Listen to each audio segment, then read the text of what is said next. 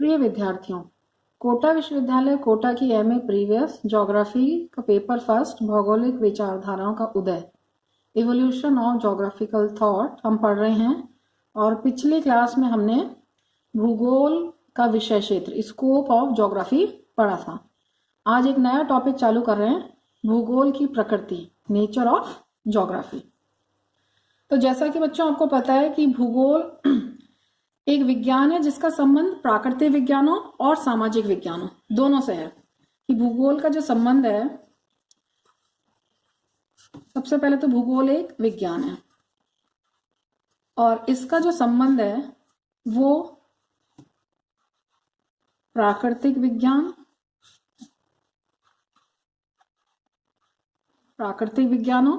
और सामाजिक विज्ञानों दोनों से है। और अगर अपन इसकी अब प्रकृति की बात करें कि भूगोल की प्रकृति के अंदर कौन कौन से तत्व सम्मिलित किए जाते हैं, उन सब की अब अपन डिटेल एक एक करके पढ़ेंगे। तो भूगोल की जो प्रकृति है कि मतलब भूगोल में क्या पढ़ा जाता है, प्रकृति का मतलब भूगोल की नेचर क्या है, उसके अंदर कौन कौन से विषय अपन पढ़ते हैं। उसमें पहला है कि भूगोल क्या है, भूतल का अध्ययन है। कि भूगोल के अंदर भूतल स्पेस सरफेस का अध्ययन किया जाता है। भूगोल भूतल का अध्ययन है। Geography is the study of earth surface. तो इसके अंदर भूतल की, पृथ्वी के तल की विशेषताओं को पढ़ते हैं। भूगोल के अंदर पृथ्वी के तल या के धरातल की विशेषताओं का अध्ययन इसके अंदर अपन करते हैं और इन विशेषताओं का वैज्ञानिक विश्लेषण किया जाता है। वैज्ञानिक विश्लेषण किया जाता है। फिर इसकी अगर अपन डिटेल देखें कि जो भूगोल है वो स्पेस या यूं कहें प्लेस, इनका वैज्ञानिक अध्ययन अपन इसके अंदर करते हैं। या दूसरे शब्द में ये कह सकते हैं कि जो स्पेस और प्लेस है वो भूगोल की आत्मा है। मतलब भूगोल की जो पहचान है, दूसरे सब्जेक्ट से, दूसरे विषयों से जो भूगोल अलग है, वो इसका जो स्पेशलाइजेशन है वो है कि भूगोल के अंदर अपन स्थानों को पढ़ते हैं, मतलब स्पेस को पढ़ते हैं। कि ज्योग्राफी जो है वो स्थानों का अध्ययन है। तो ये कह सकते हैं कि जो स्थान या प्लेस या जो स्पेस है, इंग्लिश में इसको अपन कहें कि स्थान या क्षेत्र, ये भूगोल की आत्मा है। कि जो प्लेस और स्पेस है ये भूगोल की आत्मा है। तो स्पेस और स्थान या क्षेत्र का भौगोलिक अध्ययन भूगोल के अंदर किया जाता है। तो इसमें भूगोल का एकाधिकार है स्थान और क्षेत्र के अध्ययन में। तो एक तो ये कह सकते हैं कि भूगोल की आत्मा है, दूसरा ये कह सकते हैं कि इसमें भूगोल का एकाधिकार है। भूगोल का एकाधिकार है। किसमें भूगोल का अधिकार है? स्थान या क्षेत्र के अध्ययन में। अब जो स्थान या क्षेत्र हैं ये भूगोल के अंदर व्यापक अर्थों में इसका प्रयोग हुआ है। तब कौन स्थान या क्षेत्र में क्या क्या सम्मिलित है? पृथ्वी की ऊपरी पपड़ी, पृथ्वी की ऊपरी परपटी, या यूं कह सकते हैं इसके अंदर स्थलमंडल, दूसरा जलमंडल, या जिसको अपन महासागरों का अध्ययन कह सकते हैं, महासागरों का अध्ययन, और तीसरा इसके अंदर वायुमंडल। तो ये सब भूगोल के स्पेस में आते हैं। कि भूगोल के जो भूतल का अध्ययन करते हैं तो वो पृथ्वी की ऊपरी पट्टी मतलब स्थलमंडल का अध्ययन इसमें करते हैं, दूसरा जलमंडल का करते हैं, महासागरों का, और तीसरा वायुमंडल का इसके अंदर अध्ययन करते हैं। तो इसमें कह सकते हैं कि भूगोल में जो भूतल का प्रयोग है ये व्यापक अर्थों में हुआ है। भूगोल में भूतल का जो प्रयोग है वो व्यापक अर्थ में किया जाता है। अब अपन देखें कि प्रारंभ से लेके भूगोल का जो प्रारंभिक काल है तब से लेके और वर्तमान काल तक जो भूगोल का मुख्य विषय क्षेत्र रहा है वो भूतल का है। या यूं कह सकते हैं कि भूतल का अध्ययन प्रारंभ से लेके आज तक भूगोल के अंदर किया जाता रहा। तो प्रारंभिक काल में भी भूगोल के अंदर भूतल के विज्ञान के रूप में सम्मिलित किया जाता था, और 19वीं और 20वीं शताब्दी में 19वीं और 20वीं शताब्दी में जर्मन भूगोलवेत्ता कांट, हम्बोल्ट, रिटर और रिचथोफन और हैटनर, इन लोगों ने भूगोल को पृथ्वी के तल के रूप में स्थापित किया। इन सब ने जो भूगोल है उसको पृथ्वी के तल के रूप में अध्ययन करने पर जोर दिया, या कहेंगे भूगोल को भूतल पृथ्वी के तल के विज्ञान के रूप में स्थापित किया। इसी तरह से इमैनुअल कांट ने बताया कि जो भूगोल है वो पृथ्वी के उस भाग का अध्ययन करता है जो मानव का घर है। कांट ने बताया कि पृथ्वी के उस भाग का अध्ययन करता है जो मानव का घर है, मतलब जहां पर मानव रहता है। इसी तरह से हम्बोल्ट और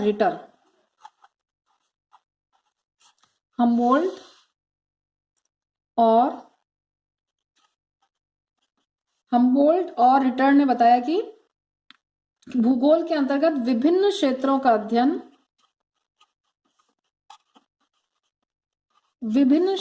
अध्ययन किया जाता है। इसी तरह से 1905 में हैटनर ने, ये भी जर्मन भूगोलवेत्ता थे, इन्होंने ज्योग्राफी को कोरोलॉजिकल साइंस बताया, मतलब स्थानों का अध्ययन या यूं कहें क्षेत्रों का अध्ययन का वर्णन बताया। क्षेत्रों का अध्ययन, भूगोल को क्षेत्रों का अध्ययन बताया हैटनर ने। तो इस तरह से अपन देखें प्रारंभिक काल से लेकर और 19वीं शताब्दी तक जो भूगोल है उसमें भूतल का अध्ययन, मुख्यतः उसकी आत्मा है या उसका भूतल का अध्ययन इसमें किया जाता है। अब अपन दूसरी तरफ देखें कि जो भूतल है उसके सभी भाग समान नहीं होते, उनमें विभिन्नताएं पाई जाती हैं कि एक क्षेत्र दूसरे क्षेत्र से भिन्न है। तो इस तरह से जब क्षेत्रों का अध्ययन इसमें सम्मिलित हुआ तो उसे कहते हैं जो जिस क्षेत्र में समानताएं पाई जाती हैं और वो एक क्षेत्र दूसरे क्षेत्र से भिन्न होता है, तो जो जिस क्षेत्र में समानताएं पाई जाती हैं उसे कहते हैं प्रदेश। तो भूगोल के अंदर प्रदेशों का अध्ययन सम्मिलित होने लगा, और फिर प्रदेशों को लघु प्रदेश, मध्यम प्रदेश और वृहद प्रदेश 3 भागों में बांटा गया। तो ये तो हुआ पहला कि भूगोल की जो प्रकृति है उसके अंदर भूगोल क्या है, भूतल का अध्ययन है। अब भूगोल की जो दूसरा है, यही कर लेते हैं, भूगोल की प्रकृति में जो दूसरा टॉपिक है वो है कि भूगोल अंतर संबंधों का अध्ययन है। कि भूगोल अंतर संबंधों का अध्ययन है। अंतर संबंध का मतलब है, इसको यूं कहेंगे geography is the study of inter relationships. अंतर संबंध का मतलब है कि भूगोल के अंदर, जैसे आपको पता है कि प्राकृतिक और मानवीय 2 तत्व सम्मिलित किए जाते हैं, प्राकृतिक और दूसरा है मानवीय। ये सारे तत्व एक दूसरे के ऊपर निर्भर हैं, एक दूसरे से प्रभावित होते हैं और एक दूसरे को प्रभावित करते हैं। तो भूगोल क्या है कि अंतर संबंधों का अध्ययन है कि जो प्राकृतिक तत्व हैं और मानवीय तत्व हैं वो सब एक दूसरे के ऊपर निर्भर हैं, कोई भी अकेला कार्य नहीं कर सकता या एक दूसरे को प्रभावित करते हैं।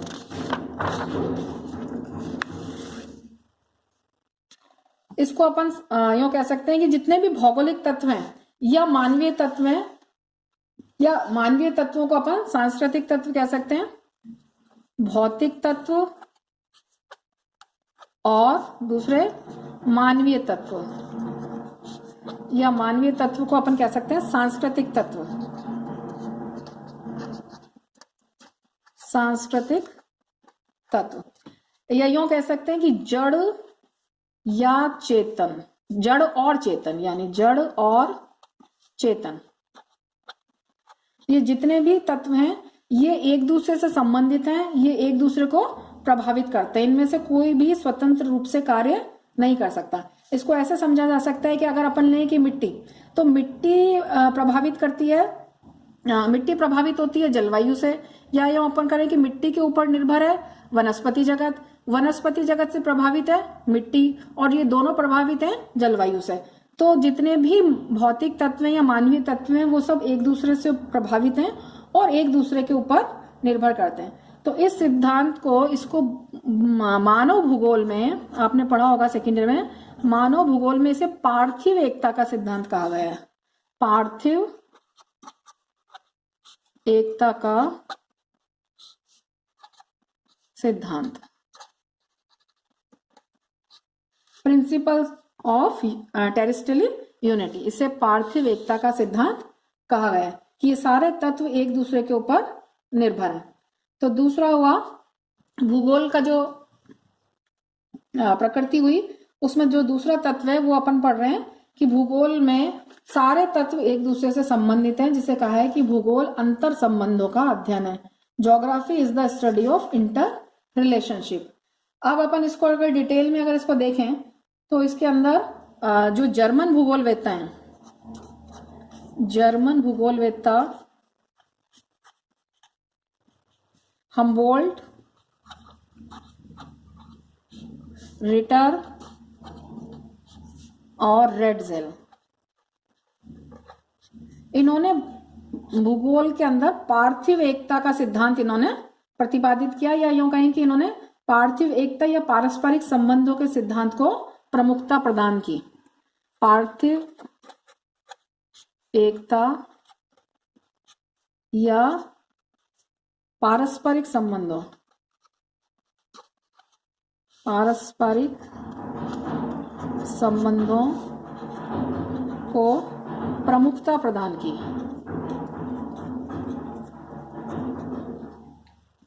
ये जितने जर्मन जो भूगोलवेत्ता थे वो इन सभी तत्वों को समष्टि के रूप में देखते थे कि जितने भी तत्व हैं समष्टि के रूप में देखते थे कि जितने भी तत्व हैं वो एक दूसरे से संबंधित हैं और वो एक दूसरे से प्रभावित हैं, और कोई भी तत्व अकेला कार्य नहीं कर सकता, वो दूसरे के ऊपर निर्भर है। तो इस तरह से दूसरा जो प्रकृति हुई भूगोल की, वो हुई कि जो भूगोल है वो अंतर संबंधों का विज्ञान है। अब अपन तीसरा देखें, जो तीसरी भूगोल की प्रकृति है वो है भूगोल क्षेत्रीय समाकलन का अध्ययन है। भूगोल क्षेत्रीय समाकलन का अध्ययन है। Geography is the study of special integration, कि जो भूगोल है वो क्षेत्रीय समाकलन का अध्ययन है। क्षेत्रीय समाकलन का मतलब है कि उन भौगोलिक तत्वों में एकता पाई जाती है। जैसे अपन कहें कि किसी प्रदेश के जो विभिन्न तत्व हैं उन सब में समानता पाई जाती है और वो दूसरे क्षेत्र से भिन्न है। वो अपने आप में जो तत्व है उनमें तो समानता पाई जा रही है। जैसे अगर अपन कहें कि कोई रीजन है, जैसे हाड़ौती रीजन है, हाड़ौती रीजन के अंदर अपन कहें कि यहाँ की जो मिट्टी है या जलवायु है या यहाँ की प्राकृतिक वनस्पति है, इनके अंदर समानता पाई जाती है, लेकिन ये दूसरा जो क्षेत्र है उससे भिन्नता पाई जाती है उसके अंदर। 1905 में, इसके संदर्भ में 1905 में हैटनर, जो कि जर्मन भूगोलवेत्ता थे, उन्होंने पारस्परिक संबंधों का अध्ययन करने वाला विज्ञान बताया भूगोल को, और इसके साथ साथ जो भूगोल को इन्होंने क्रमबद्ध विज्ञान के रूप में विकसित किया। इसी तरह से हम्बोल्ट, ये भी जर्मन भूगोलवेत्ता थे। हम्बोल्ट ने भी भूगोल को क्षेत्रीय या स्थानिक वितरण का विज्ञान बताया। और ये जितने भी स्थानीय वितरण के अंदर जितने भी तत्व पाए जाते हैं उनमें एक आत्मनिर्भरता पाई जाती है, क्षेत्रीय अंतर संबंध पाया जाता है और ये आपस में एक दूसरे के ऊपर निर्भर पाए जाते हैं। इसी तरह से क्षेत्रीय क्षेत्रीय जो क्षेत्रीय अपन जो कह सकते हैं कि जो किसी क्षेत्र का जो अपन अध्ययन करते हैं तो उसके अंदर जितने भी तत्व होते हैं वो सभी तत्वों, चाहे वो जड़ हो या वो चेतन हो, उन सब का अध्ययन इसके अंदर किया जाता है। एक विशिष्ट विश्लेषण उनका किया जाता है।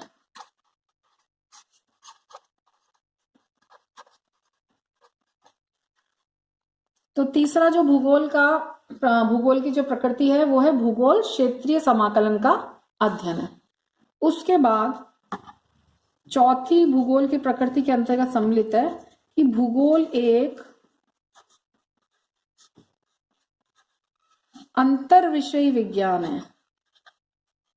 अंतर विषयी मतलब इसके अंदर सारे विषयों को पढ़ा जाता है कि भूगोल एक अंतर विषय विज्ञान है। मतलब geography is an interdisciplinary science. Interdisciplinary science मतलब इसके अंतर्गत एक तरफ अपन देखते हैं प्राकृतिक विज्ञान सम्मिलित है और दूसरी तरफ मानवीय, दोनों प्रकार के इसके अंदर प्राकृतिक तत्व सम्मिलित हैं या प्राकृतिक विज्ञान सम्मिलित है और दूसरे मानवीय तत्व इसमें सम्मिलित है। तो अगर अपन इसमें देखें कि इसका प्राकृतिक विज्ञान से मतलब है कि इसका संबंध विज्ञान से है, विज्ञान की बहुत सी शाखाओं से है, और मानवीय तत्व के अंदर इसका संबंध सामाजिक विज्ञानों से है।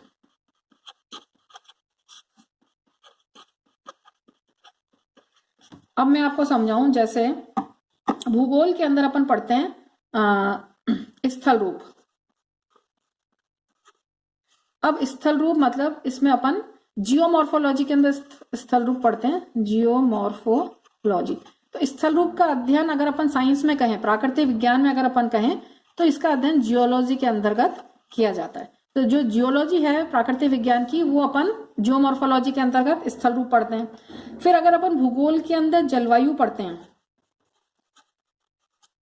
तो प्राकृतिक विज्ञान के अंदर इसका अपन जो कह सकते हैं कि मेटेरोलॉजी के अंतर्गत इसका अध्ययन किया जा सकता है। मौसम विज्ञान, मेटेरोलॉजी या मौसम विज्ञान। इसी तरह से जियोलॉजी मतलब भूगर्भ शास्त्र, भूगर्भ शास्त्र। तो भूगोल के अंदर जो स्थल रूप पढ़ते हैं वो प्राकृतिक विज्ञान में भूगर्भ शास्त्र में पढ़ते हैं। भूगोल के अंदर जो अपन जलवायु विज्ञान पढ़ते हैं वो प्राकृतिक विज्ञान में मौसम विज्ञान के अंतर्गत पढ़ते हैं। इसी तरह से प्राकृतिक विज्ञान भूगोल के अंदर जो अपन मृदा का अध्ययन करते हैं वो प्राकृतिक विज्ञान के अंदर पेडोलॉजी मृदा विज्ञान के अंदर इसको पढ़ा जाता है। इसी तरह से अपन भूगोल के अंतर्गत वनस्पति का अध्ययन करते हैं, वो प्राकृतिक विज्ञान के अंदर बॉटनी, जिसको अपन कहेंगे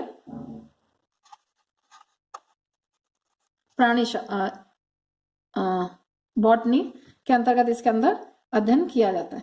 अब दूसरा अगर अपन देखें कि भूगोल के अंदर अपन समुद्र विज्ञान का अंदर अध्ययन करते हैं, समुद्र विज्ञान पढ़ते हैं या समुद्रों का अध्ययन पढ़ते हैं, तो प्राकृतिक विज्ञान के अंदर भी ओशनोग्राफी के अंतर्गत इसका अध्ययन किया जाता है। समुद्र विज्ञान, या अगर अपन कहें कि अपन इसके अंदर महासागरों का अध्ययन करते हैं, महासागरों का अध्ययन करते हैं, तो वो प्राकृतिक विज्ञान के अंदर समुद्र विज्ञान के अंदर उसका अध्ययन किया जाता है। तो ये तो हो गया आपका प्राकृतिक विज्ञान का। अगर अपन दूसरी तरफ सामाजिक विज्ञान का देखें तो भूगोल के अंदर अपन पढ़ते हैं आर्थिक भूगोल। एमए प्रीवियस में आपके आर्थिक भूगोल भी है। तो जो आर्थिक भूगोल है वो सामाजिक विज्ञान या अपन के मानवीय तत्वों के अंदर इकोनॉमिक्स, अर्थशास्त्र, अर्थशास्त्र के अंदर पढ़ा जाता है। या यूं कहें कि जो अर्थशास्त्र में पढ़ा जाता है वो अपन आर्थिक भूगोल के अंदर उसका अध्ययन करते हैं। इसी तरह से भूगोल की एक शाखा है राजनीतिक विज्ञान, राजनीतिक भूगोल। ये एमए फाइनल में चलता है ये पेपर, राजनीतिक भूगोल। तो सामाजिक विज्ञान के अंदर इसका, राजनीतिक विज्ञान के अंदर इसका अध्ययन किया जाता है। या यूं कह सकते हैं कि जो राजनीतिक विज्ञान है वो भूगोल के अंदर अपन राजनीतिक भूगोल के रूप में पढ़ते हैं। इसी तरह से समाजशास्त्र जो है, सामाजिक विज्ञान के अंदर जो सोशियोलॉजी है समाज शास्त्र है, सोशियोलॉजी,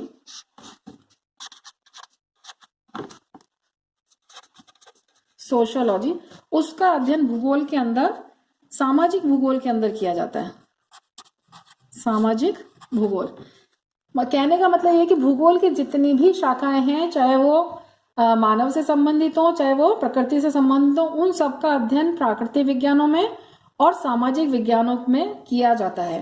तो उन सबको भूगोल एक अंतर विषयक विज्ञान है। मतलब इसके अंदर अपन एक तरफ अपन जियोलॉजी भी पढ़ रहे हैं, स्थल रूप के अंतर्गत मौसम विज्ञान का अध्ययन करते हैं हम जलवायु भूगोल के अंतर्गत, मृदा विज्ञान का अध्ययन करते हैं अपन मृदा भूगोल में, इसी तरह से बॉटनी हम पढ़ते हैं वनस्पति भूगोल के अंतर्गत, जैव भूगोल के अंतर्गत, समुद्र विज्ञान का अध्ययन करते हैं हम महासागरों के अंतर्गत, अर्थशास्त्र हम पढ़ते हैं आर्थिक भूगोल में, राजनीति विज्ञान का अध्ययन करते हैं राजनीतिक भूगोल के रूप में, समाजशास्त्र हम पढ़ते हैं सामाजिक भूगोल के रूप में। तो इस तरह से ये जो हमारी शाखाएं हैं भूगोल की, ये इन सबको अपन कह सकते हैं ये तो है अपना मानव भूगोल। सेकेंड ईयर में आपने पढ़ा होगा मानव भूगोल। और ये जो शाखाएं हैं ये अपनी है भौतिक भूगोल। तो इसको यूं समझा जा सकता है कि जो भूगोल की दो शाखाएं हैं, मुख्य शाखा एक भौतिक भूगोल और दूसरा मानव भूगोल। तो भौतिक भूगोल और मानव भूगोल दोनों के अंदर प्राकृतिक विज्ञानों का और सामाजिक विज्ञानों का अध्ययन भूगोल के अंदर किया जाता है। तो इस तरह से भूगोल एक ऐसा विषय है जिसके अंदर हम सभी विषयों को सम्मिलित करते हैं और सभी विषयों को इसके अंदर पढ़ा जाता है। तो ये हुआ चौथा, भूगोल एक अंतर विषय विज्ञान है। Geography is an interdisciplinary science. ठीक है, इसके बाद एक पांचवा है, भूगोल की प्रकृति के अंदर एक पांचवा है कि भूगोल एक अनुप्रयुक्त विज्ञान है। अभी मैं आपको समझाती हूँ अनुप्रयुक्त क्या होता है। कि भूगोल एक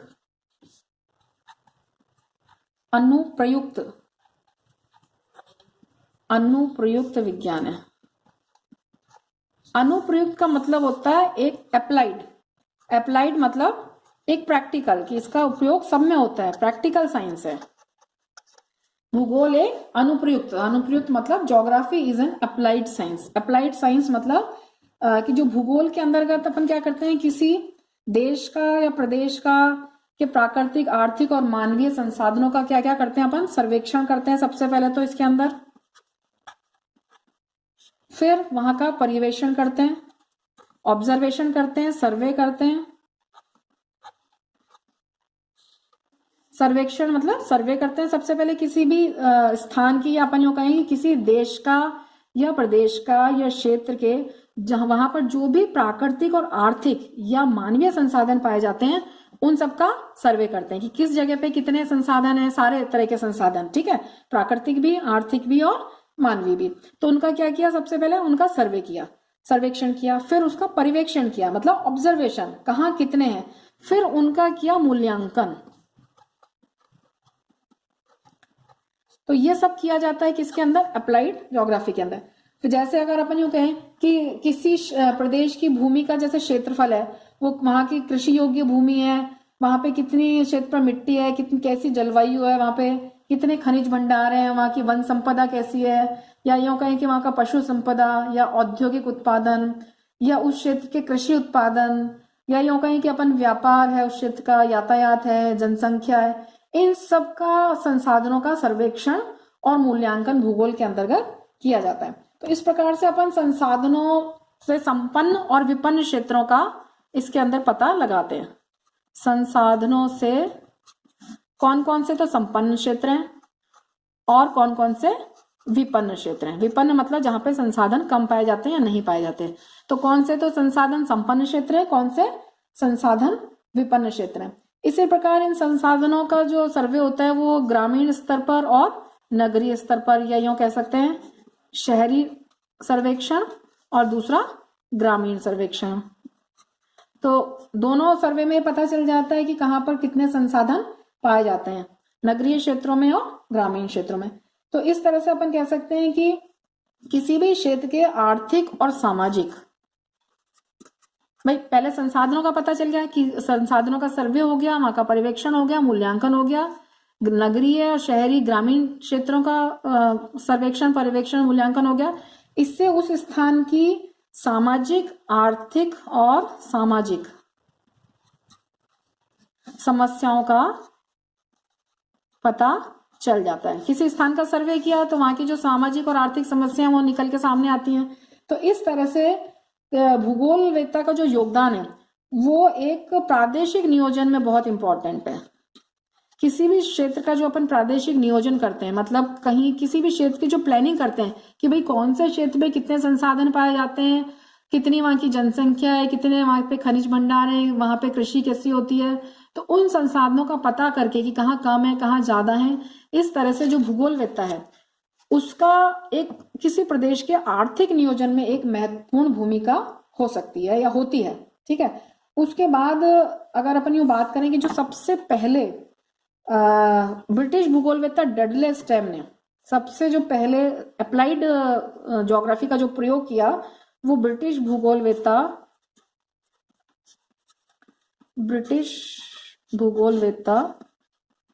डडले स्टेम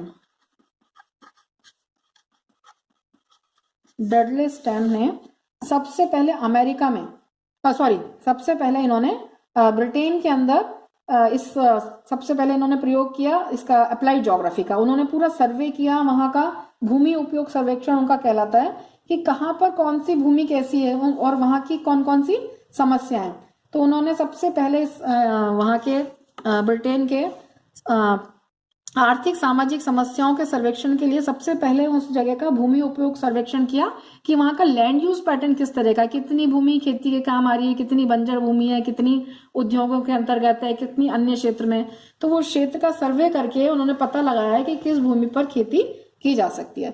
तो इस तरह से सबसे पहले इसके ऊपर इन्होंने 1960 में डडले स्टेम ने 1960 में एक पुस्तक प्रकाशित की जो उस समय की ज्वलन समस्याओं के ऊपर आधारित थी, जैसे जनसंख्या वृद्धि है, भूमि समस्या है, भोजन और पोषण की समस्या है।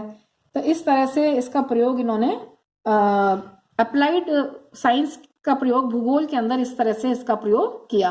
तो अपन कह सकते हैं कि जो भूगोल का जो सबसे अच्छा जो है वो जो इसकी प्रकृति है वो है कि जो ज्योग्राफी है वो एक अप्लाइड साइंस है कि इसका प्रयोग अब सारे ही अपन यूं कह सकते हैं विषयों के अंदर, सभी क्षेत्रों के अंदर भूगोल का प्रयोग किया जा रहा है या किया जाना चाहिए।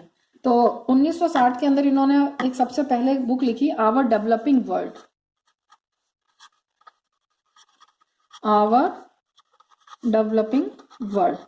उस समय इन्होंने इस पुस्तक के अंदर उस समय की जो ज्वलन समस्याएं थी उन सब की चर्चा इसके अंदर की। तो ये हुई आज अपन ने जो पढ़ा वो हुई भूगोल की प्रकृति। मुख्यतः 5 भागों के अंदर भूगोल की प्रकृति को अपन ने बांटा। सबसे पहला भूगोल भूतल का अध्ययन है, उसके बाद दूसरा भूगोल अंतर संबंधों का अध्ययन है, geography is the study of inter relationship. तीसरा था अपना geography is the study of special integration, मतलब भूगोल क्षेत्रीय समाकलन का अध्ययन है।